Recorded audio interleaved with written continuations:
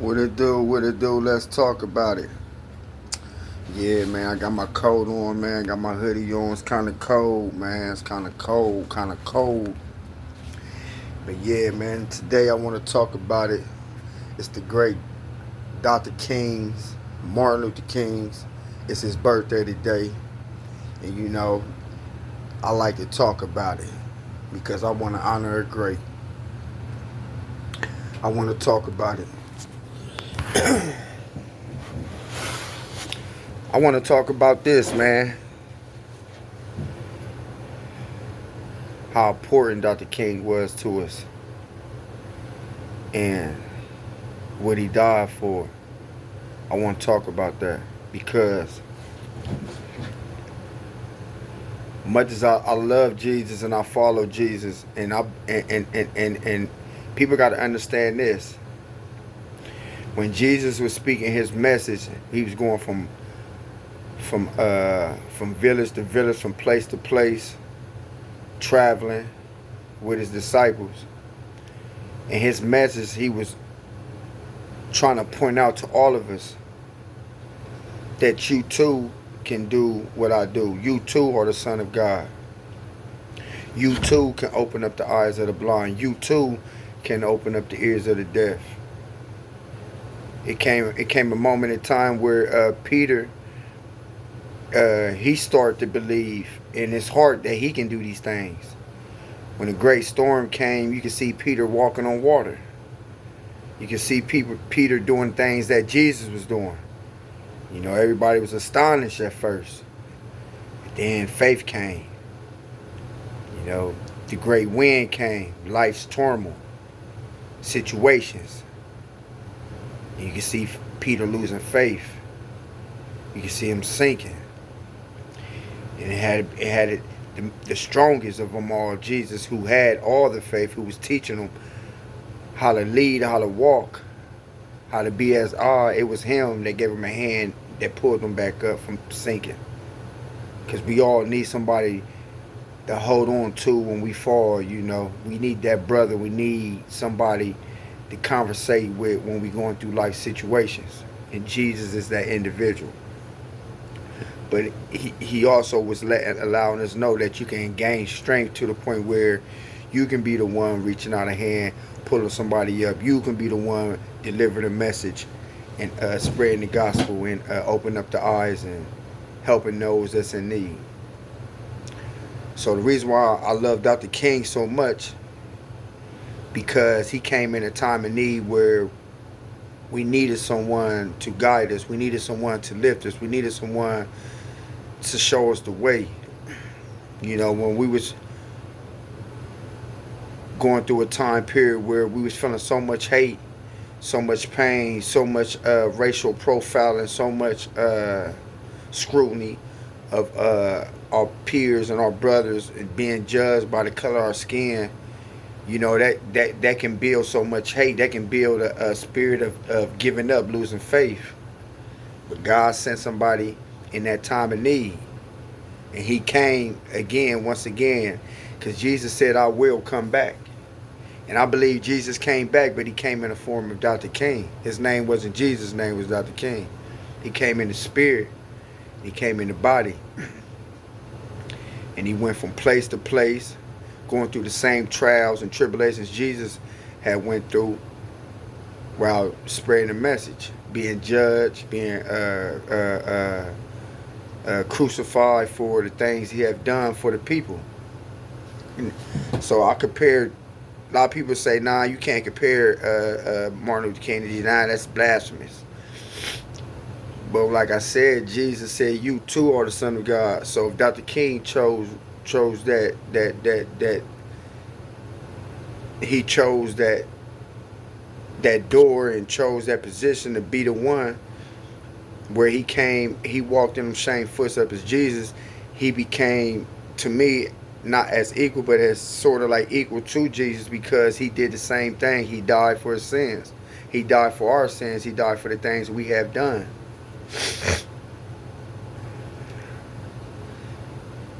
But it was his last message that got me, that that made me sit back and think. And this is why I compare the two. You know, in the time of Jesus' time, he was spreading the message of the gospel, lifting up those that was down and going through poverty and going through scrutiny and going through such a harsh treatment in those times of Jerusalem. You got to think about, in those times, people was getting their hands cut off, arms cut off, heads cut off. You can see the person getting executed right in front of your face. There wasn't no television, social media, or reading in the newspaper. People seen these things. The city, the villages seen these things. So Jesus, in his time period, he was dying for his people. People of color like him that was going through the same situations. He chose to walk with the people. He chose to humble himself and follow the people and allow the people to follow him. He gave up everything he had. They put him on a pedestal. He could have had been with the great politicians because of how strong and how powerful he was. He could have been with the kings because how strong, how powerful he was. But he chose to walk with the people. And because of that, he gave up his life for the people. But it was that message. When Jesus, he was on the mountaintop. And they say this is during the time, Jesus, after he had flipped over the money table and, riots that took place in Jerusalem. And, they was looking for Jesus. They was looking for this individual who started this whirlwind that took place. So Jesus found himself on a mountaintop. He was asking the Lord, please let this day come for me. They said his sweat was coming, dripping. It was so fast, it was looking like blood coming from his forehead. That's how much he was sweating. That's how nervous. That's how it seemed like he was going through. He was a human at that time.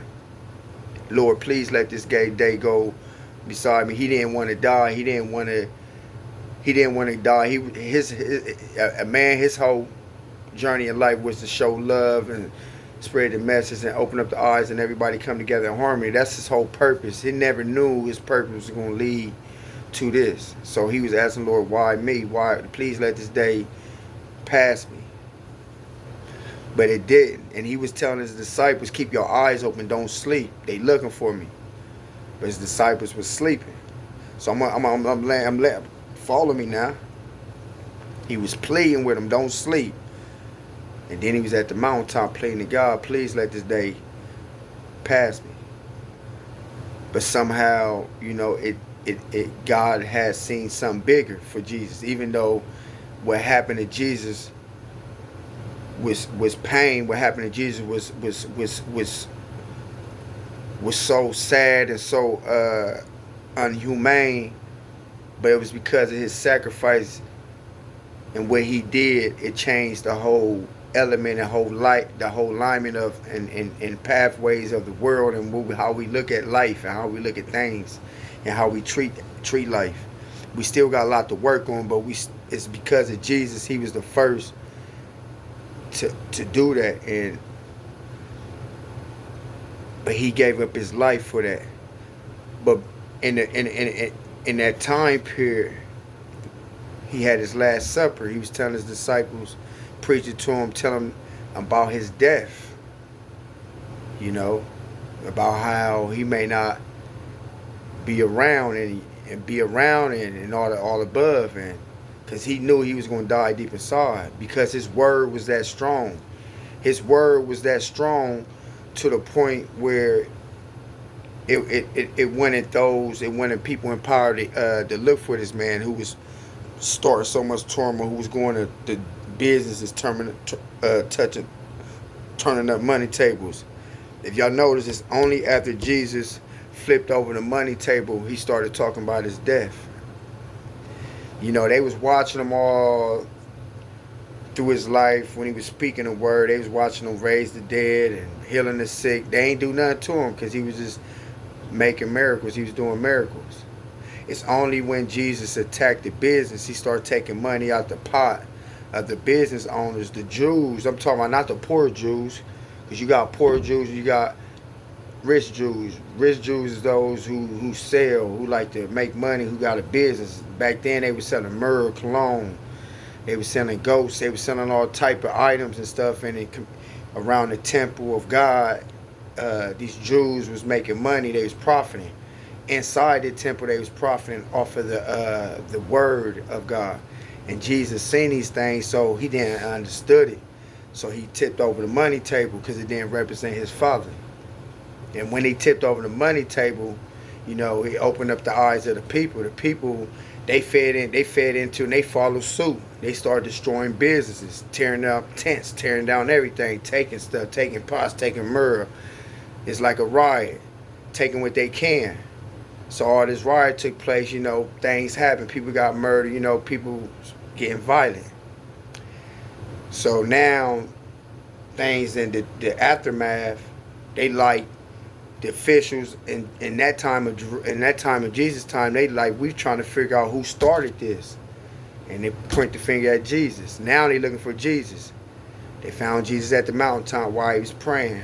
Lord, please let this day pass me. Took him in, whipped him, crucified him, and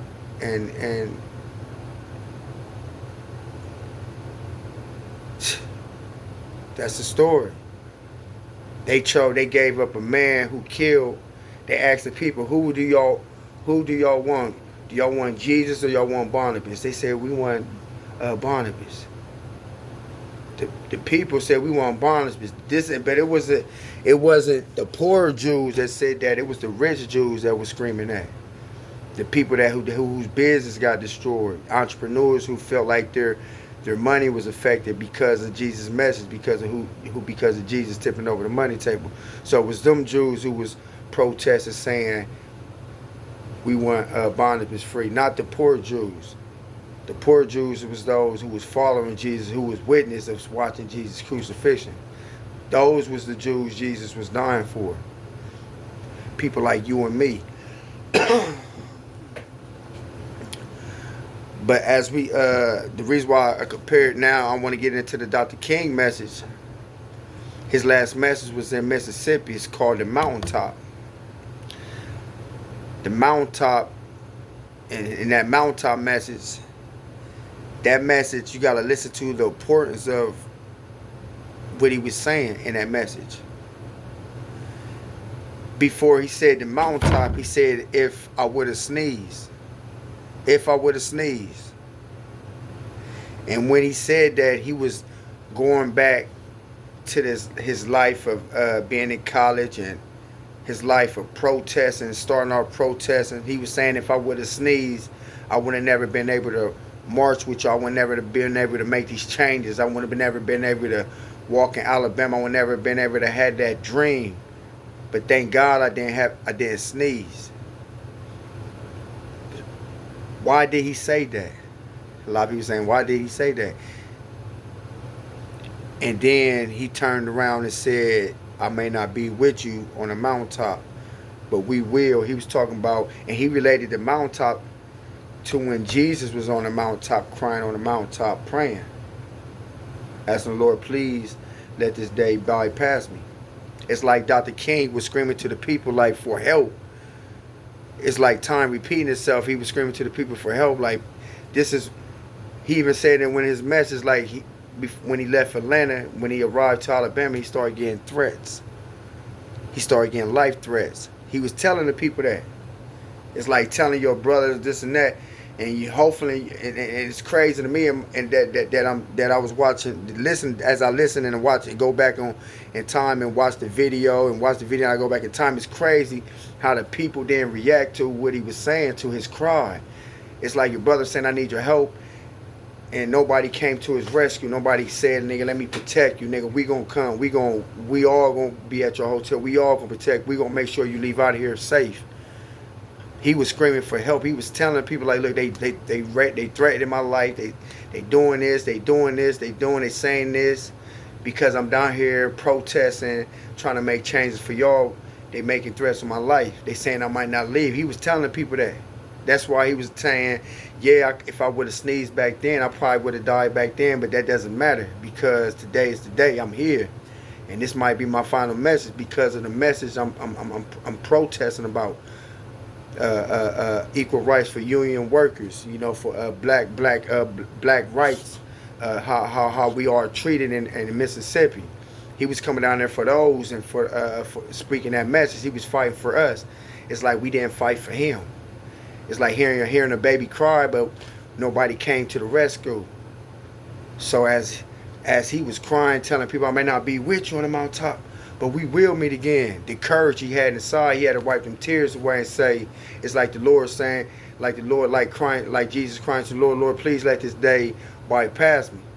It's like Martin Luther King saying, Lord, I'm on a mountain. It's like I'm on a mountaintop. I may not be with you, but this day, let it be done. In God's will, let it be done. In so many words. It's like time repeating itself in so many ways.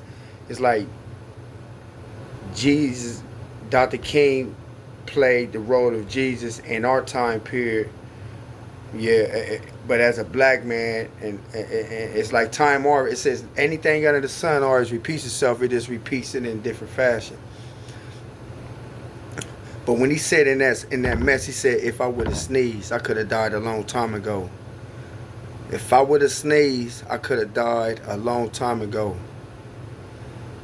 And he wasn't in fear when he said, they said, I wasn't even feared.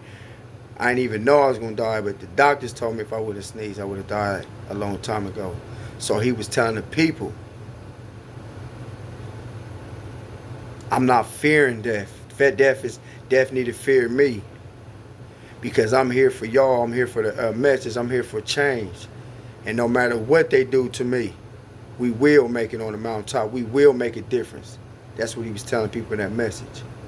You know what I'm saying? Because death was looking for Dr. King a long time ago. And he's saying they finally caught up with him in Mississippi. He was letting the people know, this is my day. He caught up with me. I ran from it back when I got stabbed. It almost got me then. I got away from it. It caught me now in Mississippi. I'm letting the people know this is the final message. I may not be with y'all tomorrow, but we will be together in Mississippi. And that message right there was powerful. It's so powerful. And I compared it to Jesus' Last Supper. When he was sitting with his disciples, he was telling people, I may not be with you and this and that. And his disciples was all scared and they was wondering like, why is he talking like this? They didn't know, but Jesus knew. Because he knew in his side, he knew in his heart that what he was doing for the will of God, what he was doing for the people, was going to one day take him out. Would one day be his exit. You know what I'm saying? Because the world, our world, praise you for doing bad. They don't really praise you a lot of times for doing good. You only get praise for doing good if you do a little. If bad is not in your good, you're not gonna get praise for doing good. You gotta have some bad in your good in order to get praise. It seems like, you know, in today's time, you gotta have some bad. You only get praise for doing bad things, but you get praise for doing good things. You know, these guys was doing great things. They was looking for good things. They was out for making changes, and by the good things they was doing, they got murdered for it. Jesus died at 33. Dr. King died at 39.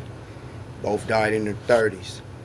It's crazy, but that's the message today. Happy birthday, Dr. King, man. Even though, yeah, we made it to Black and White's touching and hold hands, and we didn't came together, we still got to make changes, and we still got to keep going, and we shall overcome.